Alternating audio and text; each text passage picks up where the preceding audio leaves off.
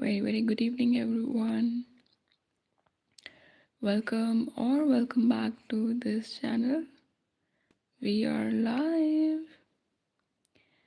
and today, as you can see, that we're going to discuss that how a narcissistic person, uh, you know, how narcissistic people slowly break the survivor. What are the disturbing tricks they use to break us? So we're going to cover this topic today. And before moving forward, I desire to give a little disclaimer here that whatever I share here in my live videos or in other videos as well are my personal experiences or the part of my research work. So kindly take my videos, things like that. I'm not here to teach anything to anyone. I'm just sharing, and it's my expression, whatever I share here. And the nature and the language of my channel is Hindi or English, but because I'm not very comfortable sharing few topics here in Hindi for now, so yeah, this video going to be in English only. But very soon I may cover all the topics here in Hindi also. So yeah, let's begin with the topic today. So we need to understand that how a narcissistic people, they slowly break a survivor. In childhood and adult relationships, narcissistic abuse does not usually look violent from the outside. Okay, and this is itself a very disturbing thing. Why? Because for survivors, because it's very for them it's very difficult to open up to anyone, because mostly these people, they look really good and calm and very good from outside. Hi Macy, hello, welcome to this channel. I'm seeing you here for the first time. Welcome to this channel. Guys, if you have anything to share here in this live video about this particular topic, so kindly do comments in the chat box below. All of your comments and whatever you share in the chat box regarding that topic, all of your views, opinions, and text are very valuable for me, and I can pick your comments if it is related to the topic today, as we are discussing that how narcissists slowly break a survivor, or the disturbing tricks narcissistic people use to break a survivor. Macy is asking, "Are you okay?" Yeah, I'm okay. I'm just not. I was not just able to come out on the video, although I don't come completely on my live videos, but still, I'm not able to come that ways also today. So I decided to come this way. Thank you so much for liking this video already. Thank you so much for subscribing, as you are writing that you have subscribed to my channel already. Thank you so much.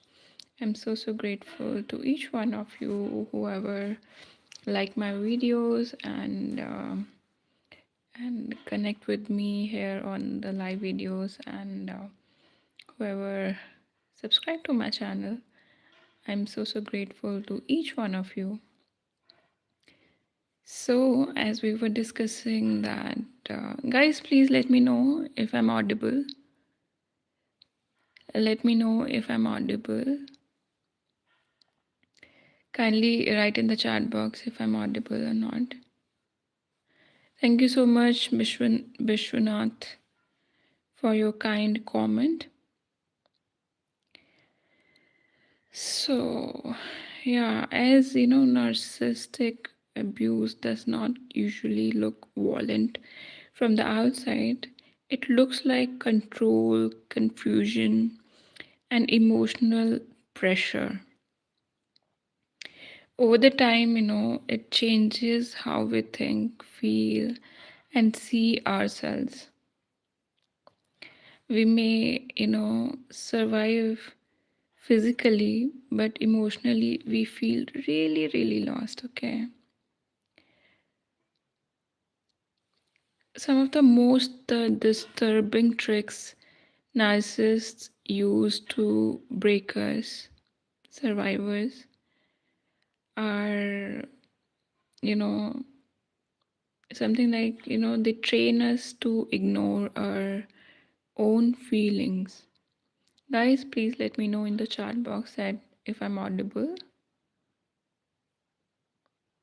if you are able to hear me properly, write in the chat box, please.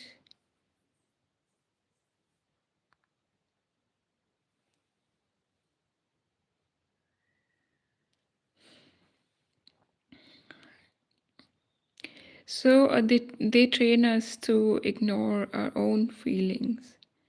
So here what happens, narcissists teach us that our emotions do not matter.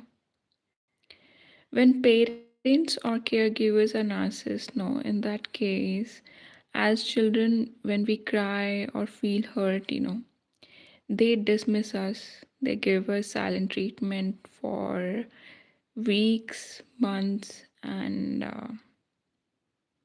sometimes it lasts longer also. And sometimes they used to punish kids in a different manner, like they close the door, they put them into the storeroom, or they stop sending them to the schools, things like that. For example, we say, we feel sad, so they reply that stop crying, otherwise it gonna be more worse. We cannot even even if they're punishing us, we cannot cry loudly, it's not allowed. Over the time, we learn that feelings are wrong or embarrassing. Over the time, they make us learn that to feel guilt if we are in pain. And similarly, in the relationship with the narcissistic, if your spouse or a romantic partner is a narcissist, they minimize your emotions. For example, if we express pain, they're gonna say that you are overreacting, it's not a big deal. So we stop sharing our feelings and we bottle everything inside. And if someone is a childhood narcissistic parent or caregiver survivor, so they have done it before also. They have bottled up their feelings and things inside for a longer period of time. So in adulthood, in other relationships also, if narcissists say that you are overreacting or it's not a big deal, they're gonna do the same thing there also. So it rewrite our identity. Here what happens, they tell us how we are instead of letting us discover ourselves, that how we are. With narcissistic caregivers and parents, they label us early on in the life, in our childhood. For example, they're gonna say that you are a difficult kid, or they're gonna compare us with other kids, and they're not going to compare our entire thing or identity with other kids, but they're gonna pick just the beautiful parts in other kids and they're gonna compare those parts with us. And it's very difficult if you pick one thing from one person and you are going to compare all of those things of others with one person only. So it's very humiliating, and comparison itself is a very humiliating thing.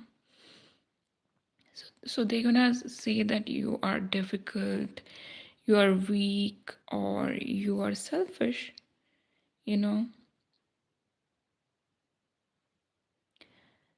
and things like that, which is very, very hurtful. Even when we grow up, those labels stay in our mind and it become our inner voice, kind of. With a narcissistic spouse or in a romantic partner in adulthood, they redefine us through criticism. For example, they're going to repeat that we are bad at decisions, or after hearing it enough times, we start believing it because they're going to repeat it multiple times in a day and say similar things to us. So all of this, this make love feel unsafe. So what happens over the period of time? Love becomes unpredictable. With parents, affection comes and goes. For example, one day they're gonna treat you so well in front of other people. The next day they act distant because a child, they cannot make it out that they are doing it in front of other people just to pretend that they are good parents. And so a child also, hopes for that good behavior again and again. But the other day they just act like a different person, and they distant or give you silent treatment or punish you on something. So we grow up anxious, always trying to please. And because in most of my video, guys, I try to give these two examples of narcissistic people on every particular topic. I give examples of if you are childhood narcissistic parents or caregivers survivor, or if you have survived, or if you are with a romantic partner who is narcissistic, or a spouse who is narcissistic, because I believe these two uh, or and also I give examples with siblings also, because I feel these two three relationships are very, very important in life. And although if we come across with narcissistic people as a colleague or friend or boss or co-worker or any other person, but still that is manageable because you are not emotionally very much connected with them, or you have to spend less time with them. So these relationships are still manageable. But relationships that comes with like parents, kids, or your spouse, your sibling, these are relationships are there which uh, require which has more emotional connect and bonds like that. And we become more codependent and we share a trauma bond with them if we are a survivor. So that's why I always try in my videos to give these 2 or 3 examples. So that's why I'm giving these examples and sharing today that what are the disturbing things and how narcissistic people break a survivor. So they make love feel unsafe, they behave good one day and they just act very distant the other day. So we grow up anxious and try to please other people. With a spouse, warmth is followed by coldness. One day they are very warm, the other day they give us a very cold shoulder, which, make love feel very unsafe. They are loving when they want something. When they get it, they pull away. So we feel confused and insecure. Teachings, these teachings us that boundaries are wrong. So what happens, they punish us for saying no. If you're not comfortable with something, they're gonna say no. So that's how we learn early in childhood that, you know, saying no or putting boundaries, and if you're not comfortable with something, is not good. It's wrong, in fact, because when you go through all these things early in your childhood, so we learn things differently. Our foundation builds on very different dynamics. With parents, they see boundaries as disrespect, because in narcissistic family dynamics, because it's not a very healthy dynamic. So there they don't like individuality, they don't appreciate it. Okay, so they're gonna see boundaries as disrespect. For example, if we ask for privacy, they say we are your parents and you owe us in every way. And so that we learn that saying no equals to guilt, shame, or bad stuff. So I'm just giving a very simple examples here, but there are so many things a survivor go through in even in a single day, multiple times, with the caregivers, and if the parents are narcissistic, and with the spouse also, similar things happens, in the adulthood, until we start healing, or until we walk on a path of healing or change our patterns. So they react badly to limits or boundaries. For example, if we ask for space, they accuse us being selfish, or we stop setting boundaries to avoid unnecessary conflicts.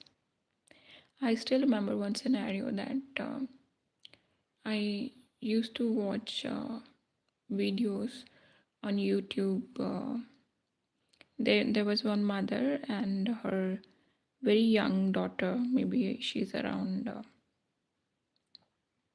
6 or 7 years old. So they used to create videos together, dancing videos together. So I used to watch this channel a lot. Why? Because I like this bond of them, sharing, dancing together, preparing a particular song together. So this particular person once, said very bad stuff about them. So I started hiding it out. I started watching these videos like in my while using earphones or things like that. So once I saw that I was watching their videos, and it's not wrong, it's not wrong to watch such video. It's just simple things, but as you cannot even do simple things in narcissistic family dynamics. So once while I was watching it, so this particular person went in the balcony to see through the window that what I'm watching, and that person clicked the picture of it, me watching it. And why? Because it was not very clearly, was not able to see it. So he just clicked it and zoomed it out, and then uh, tried to see that what I'm doing it. So it's very simple example, but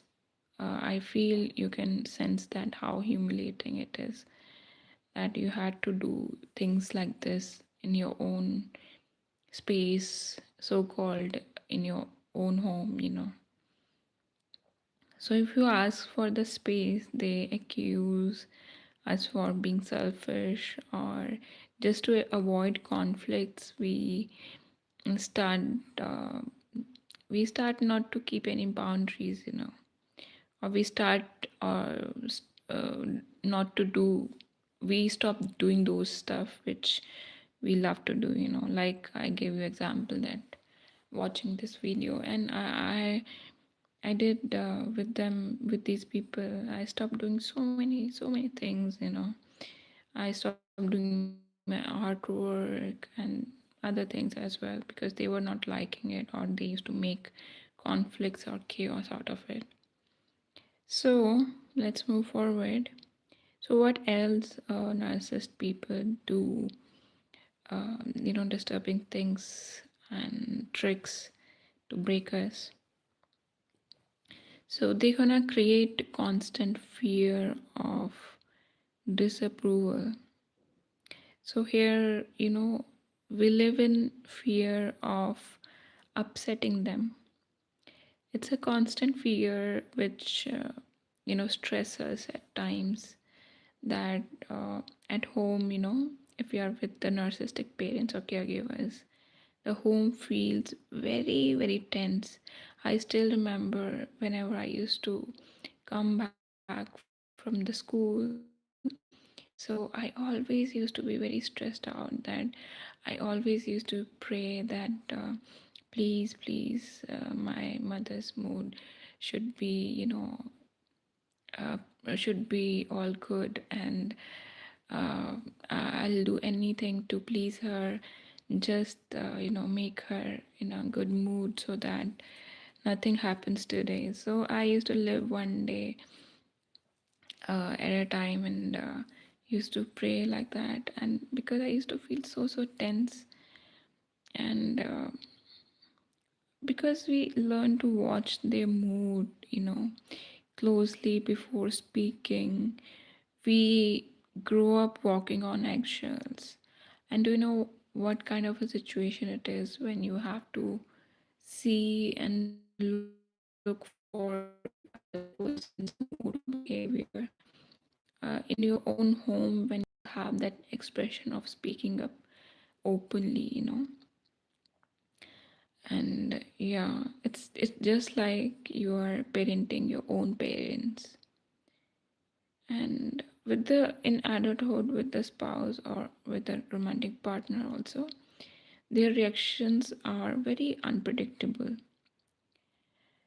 A small mistake leads to anger, punishment, or silent treatment, or they throw up the things, or so with seeing all this, we become anxious and very hyper aware of things, so that their mood should be intact. And yeah, so I'm going in a very slow pace, and giving very simple example to understand here. And I know, so if these videos, whatever I share here on my live videos regarding narcissist, all the survivors gonna understand this, and people who haven't survived any of this, maybe it's very difficult for you to understand this, but that's why I'm giving very simple examples, so that if you also listening or watching to this video, so you can help someone in future or be aware of it, that this is how things happens in narcissistic family dynamics, so you also become more kind towards survivor at least. So this is what I desire while sharing all these stuff here on this channel. So other thing is, they make us responsible for their happiness. Narcissistic people, they place emotional responsibility on us. Narcissistic caregivers, spouse, siblings, and parents, they rely on us emotionally. For example, they say, we are only happy because of you. We feel pressure to keep them satisfied. And as we know, it's very difficult to make a narcissistic people happy. I still remember, I just desired in my life, I just desired to see a smile on my mother's face, so that I feel that I accomplished something. So I did so many things, okay, just to make her happy, but I couldn't do it ever. And later I learned that you don't have to do much to make your loved ones happy. They are just happy to see you happy. And I used to become very miserable person to achieve things, to do things just to make her happy, and it never happened. Anyways, let's move forward with this video. So and with the spouse, in adulthood, in romantic relationships, they blame us for their moods. They say, you ruin my day. We feel responsible for fixing everything. Because most of the time, what I've observed with the narcissistic people, they never smile, they never share any happiness, they never share any smile or something. Why? Because they use smile also as a manipulation technique. They do it where they can manipulate other people. I saw people, narcissistic people, only smile for clicking pictures. But otherwise, they are not happy, they are not smiling. And they put all this thing on us that it's our responsibility to make them smile, to make them happy all the time, and which is not possible. Of course, we try our best to make our dear ones near people around us to be happy, but uh, if you put completely this thing on our shoulders, so it's not possible all the time to keep it up with it, with their with the things to make them happy. And especially with the narcissistic people, because it's very difficult, because they decide that whatever we're gonna do for them, it's never enough for them. And these people, they break us while isolating us, without lacking, without they gonna isolate us, they're gonna make us feel more and more miserable. So what happens here, they slowly separate us from support. So they, narcissistic people, gonna make sure that slowly we don't speak to our parents, or they're gonna make sure that we don't speak to our friends, we don't call our friends to home, we cannot invite anybody at home. And they're gonna narcissistic parents, they're gonna criticize our friends or relatives or our choices in life. So the very very similar patterns of narcissistic parents, spouse, romantic partner, or siblings, that they're gonna criticize our friends, relatives, and our choices. So they are not gonna allow anyone at home. You cannot invite your friends, and you cannot talk to your friends or relatives or people you like. They're gonna say, those people are bad for you. And they're gonna make different stories. And it's so difficult. You know why? Because for you it is very difficult. Why? Because you have one relationship with them also, and you have the relationship with the other person also. And seeing one person, for example, seeing your spouse or your parents saying that parents saying that your spouse is not good for you, or your spouse is saying that your parents are not good for you, your friends are not good for you, you cannot talk to them, you cannot invite them at home. It's such a difficult situation for that particular person. Okay, so we stop trusting others. Okay, and it's so confusing for us because sometimes they gaslight us, they love bomb us, so we get really confused like whom to believe. And internally, although we know that what is right and wrong, but when these things happen over the period of time, like for straight for 5, 10, 15 years, so sometimes we as survivors, because we want peace, just to create peace, we allow them to do their things, and just to create peace, and we do not want to break up with them. So they use our emotions like that, so it's very disturbing actually. All these tricks are really really disturbing.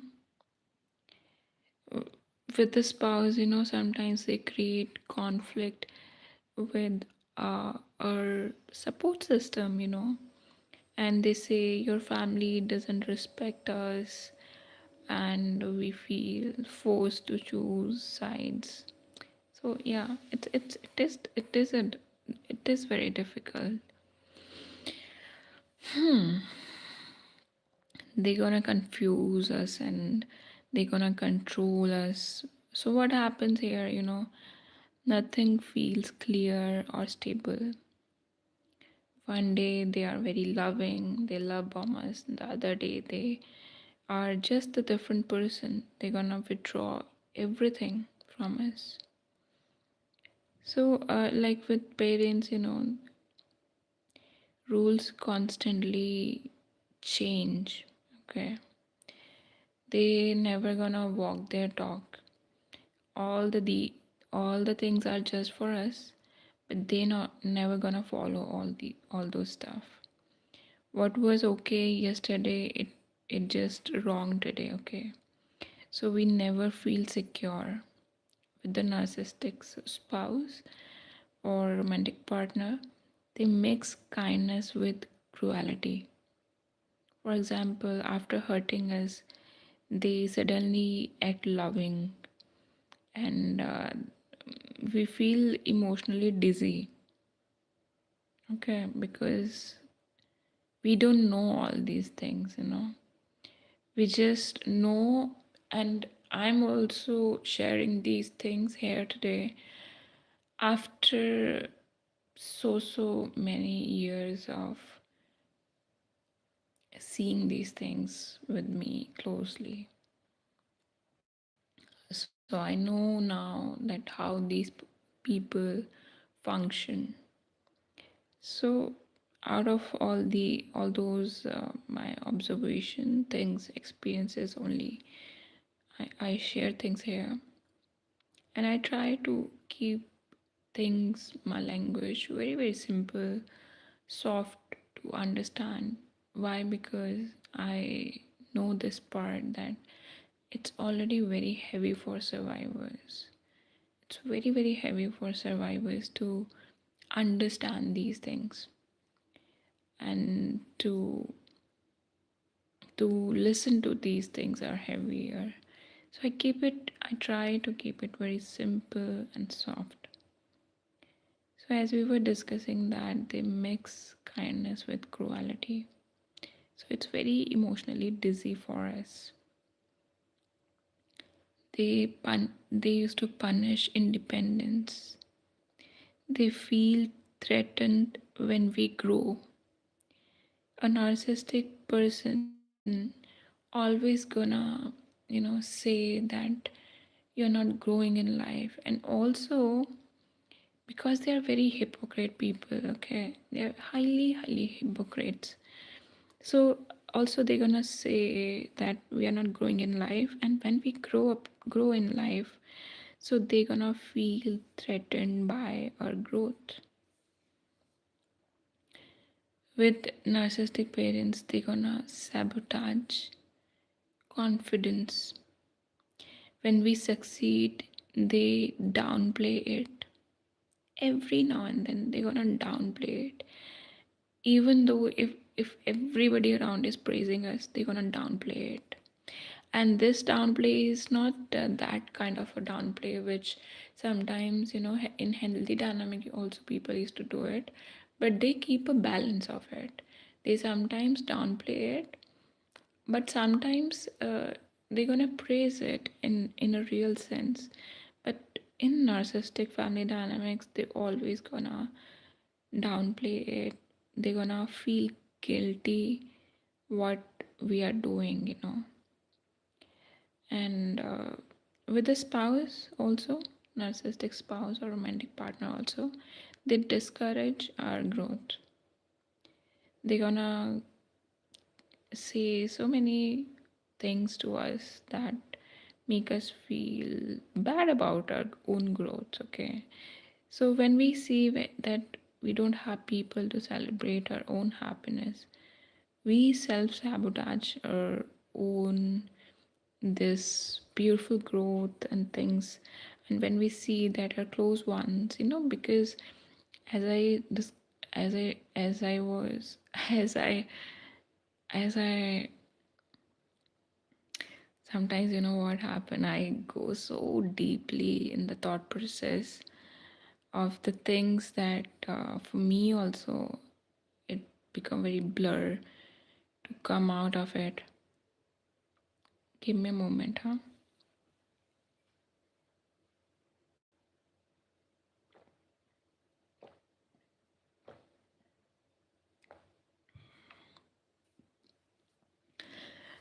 That's why, that's why in my live videos I'm not very comfortable coming out with my face, because uh, I sometimes go very deep into the process of thinking and in those scenarios. So what I was sharing, I was sharing that they discourage our growth.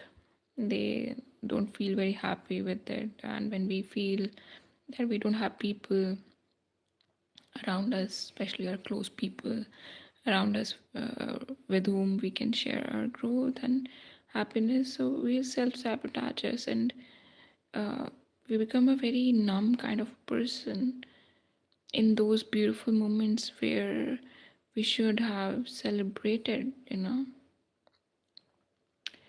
I feel so sad about it. For me also, and for other survivors also.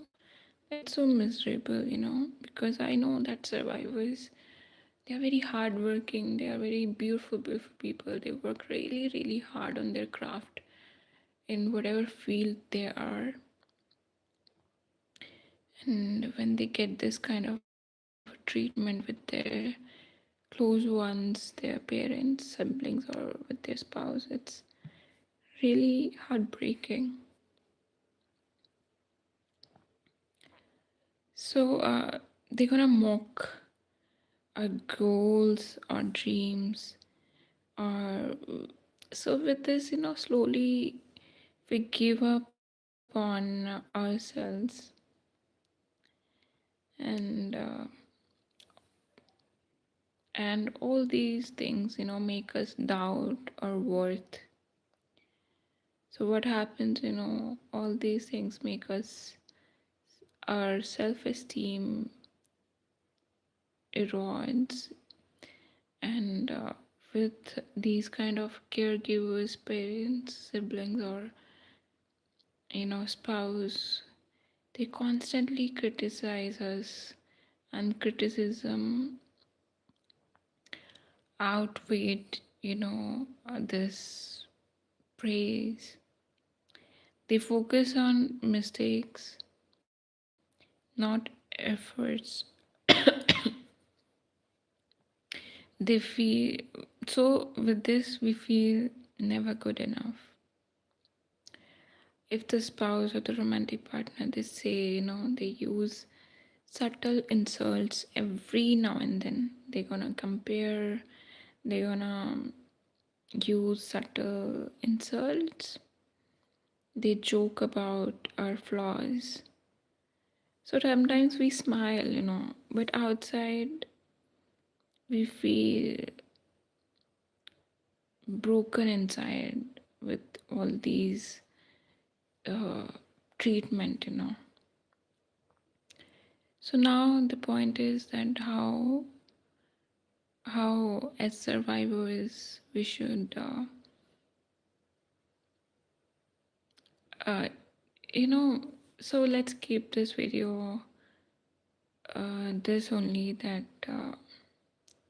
what happens with all these things, how a survivor feel, after it. So after long exposure of all of this kind of a disturbing treatment,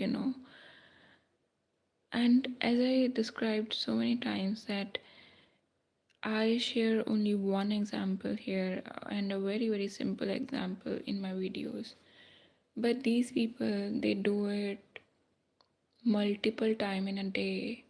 And when these things happen with a survivor every day, multiple times in a day, so can you make it out like they have no off? So when after long exposure of all these things, we start doubting ourselves, we feel tired all the time, exhausted emotionally, and that tiredness comes in our body physically also. We feel so exhausted, and it impacts our body, our health, our physical body, our mind, soul, everything, our emotional being. We struggle to trust others, we fear abandonment, we forget our true personality with this, and we may look strong on the outside, but inside we feel small and unsure and very, very humiliated. So, what matters most, So, this, whatever this behavior, is about control, not love. This confusion we feel is a reaction to manipulation. Wanting peace does not mean we are weak, as these people always make us feel. Awareness is the first step towards healing. This is very important, guys. Please understand this. I have come across so many people who feel broken, who inside.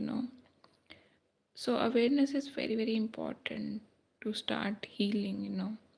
It's a first step towards healing. It's very very important that yes, whatever have happened, but now we can come to the point, we can start healing, we can start working on ourselves, we can start changing our own patterns also, and we can feel what we want to feel, what we are feeling, and we are not born broken. Okay, we adapted to survive all these things, and this is the best we could do in such situations. And what was learned to survive can be unlearned to heal. And so next in our next video we can also discuss about things regarding healing, regarding rebuild self-worth, things like that, and how we can how we can emotionally detach to these people, and how to heal uh, after narcissistic abuse and things like that. So yeah, I hope this today's video gonna be helpful, useful for all of us. This is what I desire. And thank you so much for connecting today with me on this live video. Guys, if you desire to talk to me on similar topics, or if you are willing to book one-on-one healing session with me, if you feel I can help you in some way on your healing journey, and if you want to share your stories, things with another survivor, that comfort also you can have with me. If you book one-on-one session with me, how to book a session with me, you can simply write a mail to me, or you can personally DM me on my Insta account.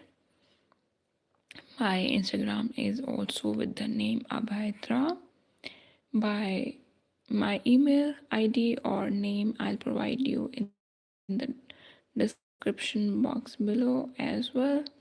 For now, I just desire to convey that I have so much compassion and kindness in my heart towards each one of you hearing me out right now, and I pray for your recovery and healing. Guys, listen to me, okay? Don't ever think that you are alone on this healing journey, okay? I was there, I know how it feels. Look, we have this beautiful community here, and we are growing each day, building brick by brick. I'm here to hear you out. Like us, we have many other victims and survivors who are going through similar kind of situations and still choosing the path of healing. We just need to focus on ourselves. We need to learn, practice, break trauma bond, and look forward. Believe me, guys, because you are the only one who can bring these beautiful changes and can achieve growth, success, and healing while being authentic and empathetic. I believe in all of you beautiful people out there. We just need to choose and take the responsibility of healing in our own hands. That's it. With this beautiful note, I am signing off today. Let me take your comments. We don't have much comments today, and whatever we have, I feel I have taken out all the comments.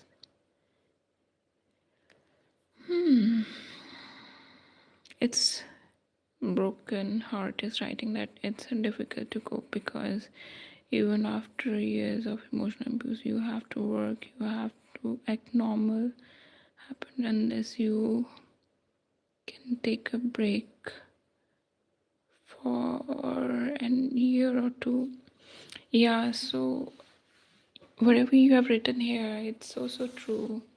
Broken heart that Yes, it is very difficult for survivors to, after years of emotional abuse, we have to work on ourselves, and we only have to have to work on ourselves. This is so true. And I agree on this part, as you have written that to take break a year or two, and sometimes more, we have to take more time. I totally got you there that PTSD is something, because with me also I tend to avoid sharing things, and because it's so overwhelming and so heavy. And I also believe that I have forgot so many scenarios in chunks of uh, in huge things I have forgotten. It's a survival mechanism actually, when we we lost those memories. And yeah, of course it affects our appetite, motivation, and it leads to fear, unexplained anger, of course. And we as a survivor, we used to, we self sabotages, and we suppress our anger also, which is not a very good thing. But as we are peacemakers, so we don't express it. But yeah, when we are on our healing journey, we can learn it, to process it in a safe way, and which is very important. And I'm really liking your comments here. It's so relatable to today's topic, and I'm so glad that you commented. I'm so grateful. And I'm gonna highlight all these your beautiful comments. Maybe I'll post them in my community post tomorrow, or I'm gonna highlight them. I don't know how to do it. I'm gonna learn it. Wait, I'll do it right now.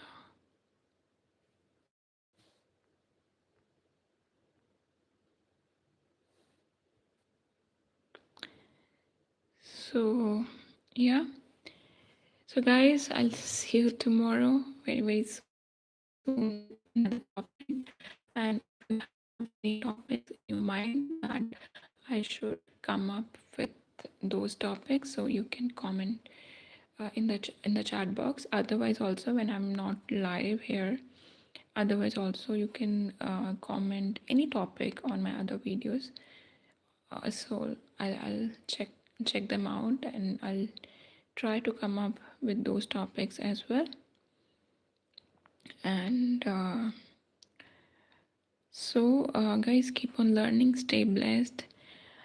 You can also check out my other videos and playlist, as it may help. So now I'll see you very soon in my next video. Till then, take good care of yourself, help someone, and keep on learning. Love and peace.